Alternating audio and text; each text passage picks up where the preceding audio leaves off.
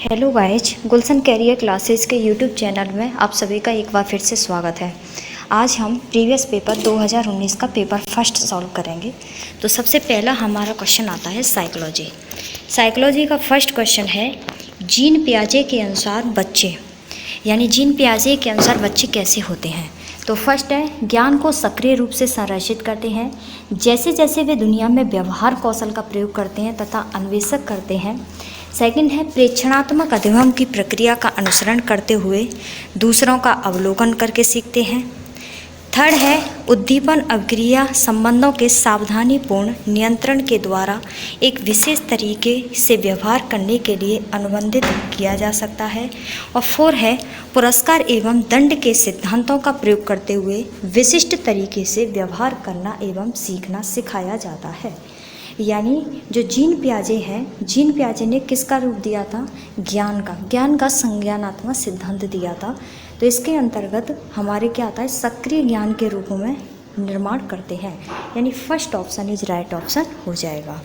Second चलते हैं, चालक विकास की दर में व्यक्तिगत विविधताएं होती हैं, फिर भी चालक विकास का क्रम किस तरीके से होता है?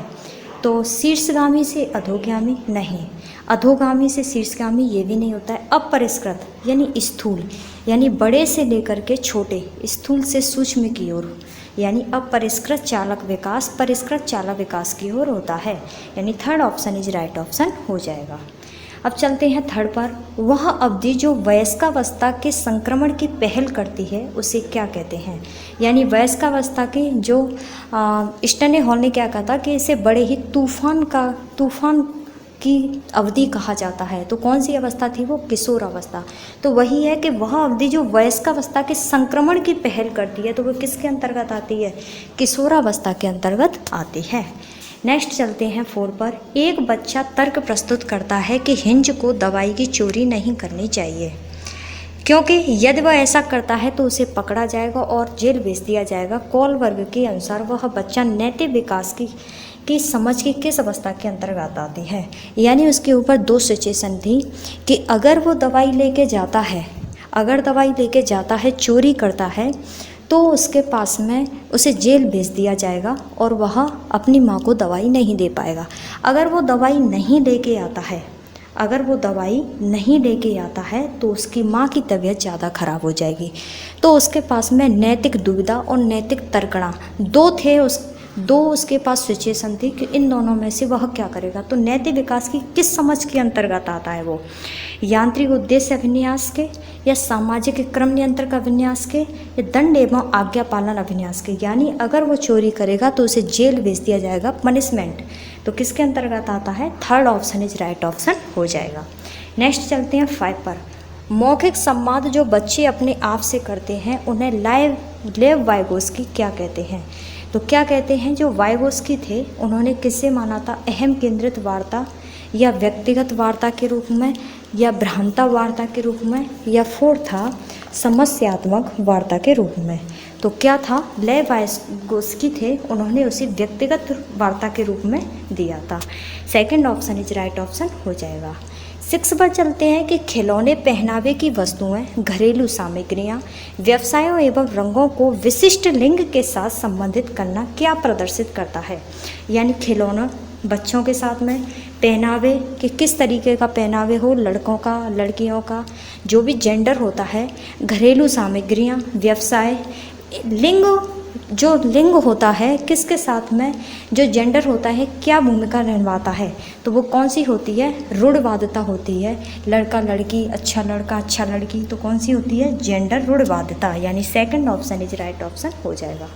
7 पर चलते हैं कि प्रारंभिक कक्षा में एक बच्ची अपने साथ जो अनुभव लाती है वो क्या होता है?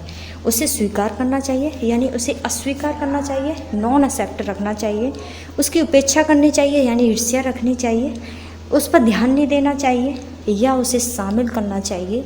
समावेशी शिक्षा के अनुसार उसे क्या करना चाहिए? शामिल करना चाहिए। 4 ऑप्शन इज राइट ऑप्शन हो जाएगा। नेक्स्ट क्वेश्चन है हमारा 8, एक शिक्षक को चाहिए कि फर्स्ट है वह विद्यार्थियों के बीच तुलना को अधिकतम करे, सेकंड है वह विशेष संस्कृतियों समुदायों के बच्चों को बढ़ावा दे, थर्ड है वह विद्यार्थियों के बीच सांस्कृतिक विभिन्नताओं तथा विविधता की अनदेखी करे या यह संप्रेषित करे कि वह कक्ष में सभी संस्कृतियों का सम्मान करती है एवं उसका महत्व रखती है। यानी उसके बीच में क्या करती है, सभी जो विद्यार्थियों के बीच में सांस्कृतिक विभिन्नता को अनदेखी करती है, ये तो नहीं होगा सही। इसमें संस्कृति समुदायों के बीच में बढ़ावा देती है कि ये उसकी संस्कृति है, वो इस समुदाय का है, पार्ट को डिवाइडेशन करती है, इसका भी नहीं। विद्यार्थियों के बीच कंपैरिजन को अधिक महत्व देती है, ये भी नहीं होगा। क्या करती है, वो संप्रेषित करती है कि कक्ष में सभी जो संस्कृतियाँ होती हैं वो समान रूप से होती हैं। 9 है निम्नलिखित संरचनाओं में से शिक्षा का अधिनियम 2009 किसकी वकालत करता है। आरटीई एक्ट 2009 था, वो क्या करता था कि 6 से आरटीई एक्ट क्या था कि 6 से 14 वर्ष के सभी बच्चों को समान शिक्षा का अधिकार देता था। तो आरटीई में क्या होता था, वो सबको समावेशी शिक्षा रखता था, यानी second option is right option हो जाएगा। 10 पर चलते हैं। यह विचारधारा है कि सभी बच्चों को एक नियमित विद्यालय व्यवस्था में समान शिक्षा प्राप्त करने का अधिकार है। वही कि सबको नियमित विद्यालय समान शिक्षा अधिकार पाने का प्रयत्न है। समान शिक्षा का अधिकार किसके अंतर्गत आता है, समावेशी शिक्षा के अंतर्गत आता है। 11 पर चलते हैं। निम्नलिखित में से कौन सा स्तंभ क के बच्चों को स्तंभ ख में उनकी प्राथमिक विशेषताओं से सही मिलान को प्रस्तुत करता है। अब आता है कि प्रतिभाशाली, जो प्रतिभाशाली होते हैं वो कैसे होते हैं। तो जो प्रतिभाशाली होते हैं वो धारा प्रवाह पढ़ने में कमी रखते हैं, नहीं, मूल समाधानों के बारे में सोच सकते हैं, आसानी से विचलित होने की आदत रखते हैं, शीघ्रता से एवं स्वतंत्र रूप से सीखने की योग्यता रखते हैं। तो जो प्रतिभाशाली बच्चे होते हैं वो क्या करते हैं, शीघ्रता से एवं स्वतंत्र रूप से सीखने की योग्यता रखते हैं। और अधिगम आवश्यकता वाले क्या होते हैं, उन्हें पढ़ने में अधिगम यानी कठिनाई होती है, यानी धारा प्रभाव पढ़ने में कमी होती है। और जो सृजनात्मक होते हैं, सृजनात्मक मूल समाधानों के बारे में सोच सकते हैं, यानी जो प्रतिभाशाली बच्चे होते हैं वो क्या करते हैं, शीघ्रता से, और अधिगम आवश्यकता वाले धारा प्रभाव पढ़ने में कमी, और सृजनात्मक वाले मूल समाधानों के बारे में अवधान के क्या होते हैं, आसानी से विचलित होने की आदत रखते हैं। यानी कौन सा हो जाएगा, डी, ए, बी और सी, डी ए बी सी। अब हम देख लेते हैं कौन सा सही है, D A B C, second option is right option हो जाएगा। 12 है बच्चे प्रभावी रूप से सीखते हैं जब शिक्षक कक्षा में होने वाली सभी घटनाओं व बच्चों को पूर्ण रूप से नियंत्रित करता है। सेकंड है वे पाठ्य पुस्तक में दिए गए तथ्यों को याद करते हैं। थर्ड है वे श्याम पट पर अध्यापक के द्वारा लिखे गए उत्तरों की नकल करते हैं, या वे विभिन्न गतिविधियों एवं कार्यों में सक्रिय रूप से भाग लेते हैं। यानी होने वाली घटनाओं को पूर्ण रूप से नियंत्रित रखते हैं, ये तो नहीं है। वे पाठ्य पुस्तक तथ्यों को याद करना लर्निंग करना, ये नेगेटिव पॉइंट होगा हमारा। श्याम पट पर लिखा हुआ है और अध्यापक द्वारा लिखेगी कि कॉपी करना, ये भी क्या होगा, नेगेटिव होगा। विभिन्न गतिविधियों के कार्यों के सक्रिय रूप से भाग लेते हैं, उसमें पार्टिसिपेट करते हैं, तो कौन सा आंसर राइट हो जाएगा, 4 ऑप्शन इज राइट ऑप्शन हो जाएगा। 13 पर चलते हैं। बच्चों को कक्ष में प्रश्न, फर्स्ट है पूछने के लिए प्रेरित करना चाहिए, पूछने के लिए हतोत्साहित करना चाहिए, पूछने की अनुमति नहीं देनी चाहिए, या पूछने से रोकना चाहिए। तो इसका first option is right option हो जाएगा, क्योंकि उसे पूछने के लिए प्रेरित करना चाहिए। 14 है निम्नलिखित में से कौन सी एक मुख्य प्रक्रिया नहीं है जिसके द्वारा सार्थक अधिगम कठिन यानी घटित होता है। ऐसी कौन सी प्रक्रिया है जिसके द्वारा अधिगम नहीं हो पाता है। कंठस्थनीकरण स्मरण यानी रटना नहीं होगा, पुनरावृत्ति एवं अभ्यास के द्वारा होता है, निर्देश और संचालन के द्वारा, अन्वेषक और पारस्परिक क्रिया किया, यानी नहीं पूछा है तो किसके कारण नहीं होता है, कंठस्थीकरण, यानी first option is right option हो जाएगा। 15 पर चलते हैं। जब शिक्षक को विद्यार्थियों एवं उनकी योग्यताओं के बारे में सकारात्मक विश्वास होता है तब विद्यार्थी क्या करते हैं, सीखने के लिए उत्सुक एवं प्रेरित रहते हैं, निश्चिंत हो जाते हैं तथा सीखने के लिए किसी भी तरह का प्रयास करना बंद कर देते हैं, या उत्साह भंग हो जाता है तथा वे बदलाव में आ जाते हैं या किसी भी रूप में प्रभावित नहीं होते हैं। तो जब सकारात्मक विश्वास उनके अगर आता है तो उन्हें सीखने की रुचि बढ़ती है, वो उत्सुक होते हैं कुछ नया सीखने के लिए, यानी first option is right option हो जाएगा। बच्चों की गलतियाँ फर्स्ट है प्रदर्शित करती हैं कि बच्चे कितने लापरवाह हैं, नहीं, बार बार अभ्यास करने के लिए कहकर तुरंत सुधार देती हैं, या अधिगम का एक भाग है तथा उनके विचारों में अंतर्दृष्टि देती हैं। और 4 ऑप्शन है शिक्षण अधिगम प्रक्रिया में महत्वहीन होती हैं। तो जो बच्चों की गलतियां होती हैं वो अधिगम का एक भाग होती है कि जब तक अधिगम करेंगे तो गलतियां होंगी और उन्हें विचारों में अंतर्दृष्टि देती है, यानी अधिगम का एक पार्ट होती हैं जिसे संसाधन के रूप में जाना जाना चाहिए। यानी 3rd option is right option हो जाएगा। 17 पे चलते हैं। मूल्यांकन को फर्स्ट ऑप्शन है एक अलग गतिविधि के रूप में लेना चाहिए। सेकंड है शिक्षण अधिगम प्रक्रिया का एक भाग होना चाहिए। केवल नंबरों के संदर्भ में होना चाहिए या वस्तुनिष्ठ प्रकार के लिखित कार्यों पर आधारित होना चाहिए। तो 17 का कौन सा आंसर राइट हो जाएगा? जो मूल्यांकन होता है वो अधिगम प्रक्रिया का एक पार्ट होना चाहिए। Second option is right option हो जाएगा। संरचनात्मक दृष्टिकोण के अनुसार अधिगम कैसा है? एक सक्रिय एवं सामाजिक है, एक निष्क्रिय एवं व्यक्तिपरक प्रक्रिया है, जानकारी के अर्जन की प्रक्रिया है, या अनुभव के परिणाम के रूप में व्यवहार में एक परिवर्तन होने की प्रक्रिया है। तो जो संरचनात्मक दृष्टिकोण होता है वो अधिगम का कौन सा होता है? सक्रिय सामाजिक प्रक्रिया या निष्क्रिय व्यक्तिपरक होता है। तो कौन से के रूप में प्राप्त किया जाता है? इसे सक्रिय और सामाजिक प्रक्रिया के रूप में प्राप्त किया जाता है।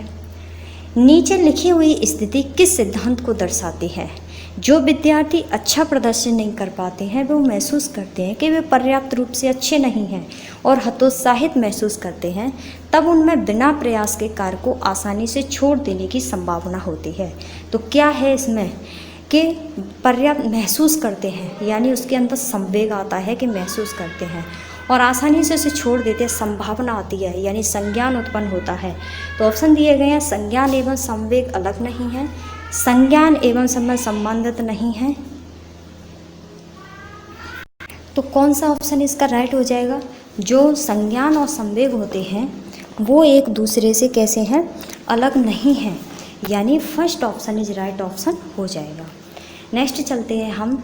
एक शिक्षक बच्चों को प्रभावी रूप से समस्या का समाधान करने में सक्षम बनने के लिए किस तरह से प्रोत्साहित करती है?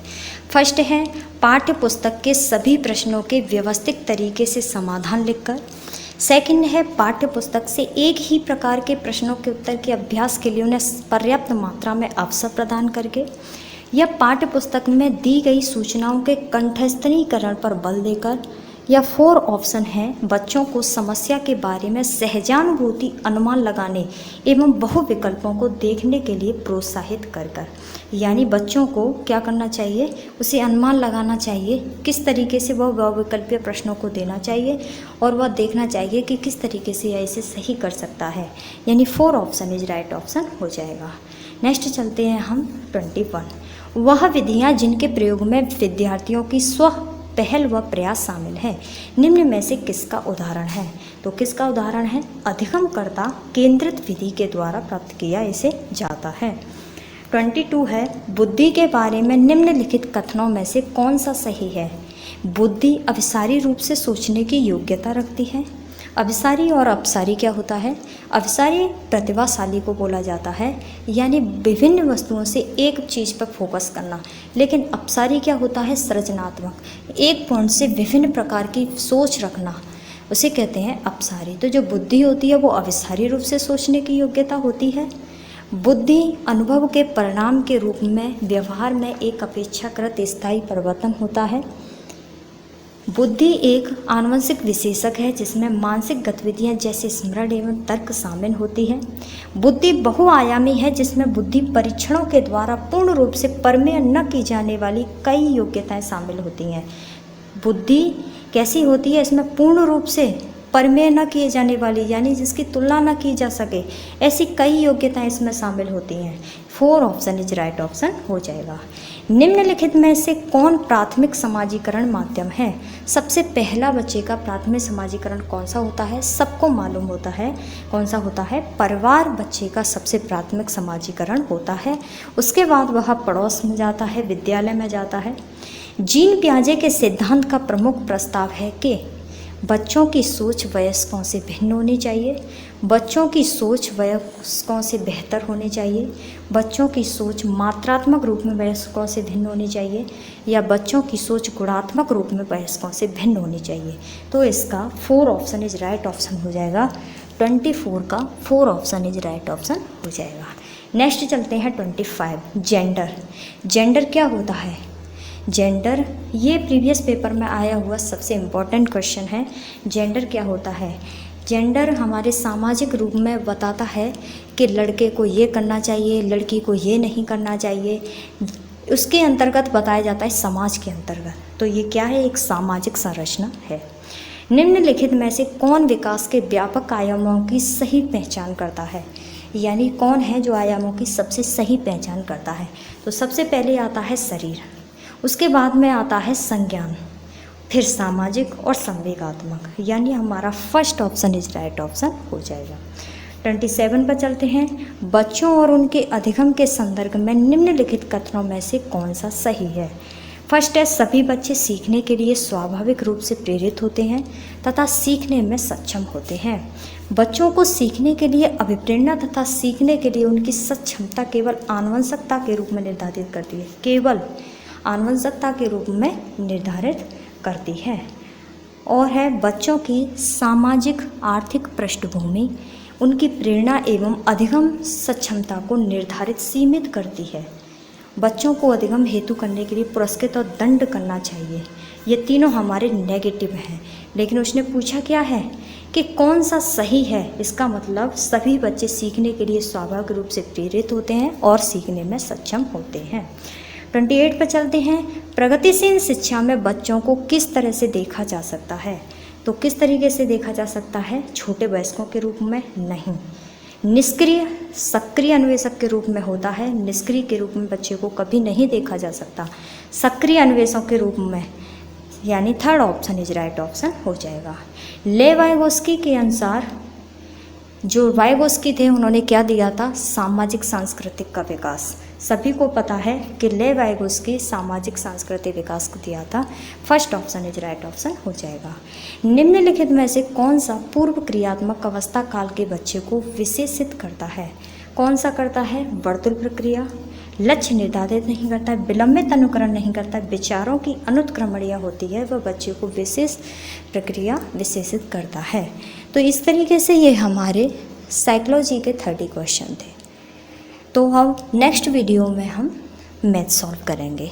अगर आप लोगों को हमारा चैनल पसंद आया हो तो लाइक करना,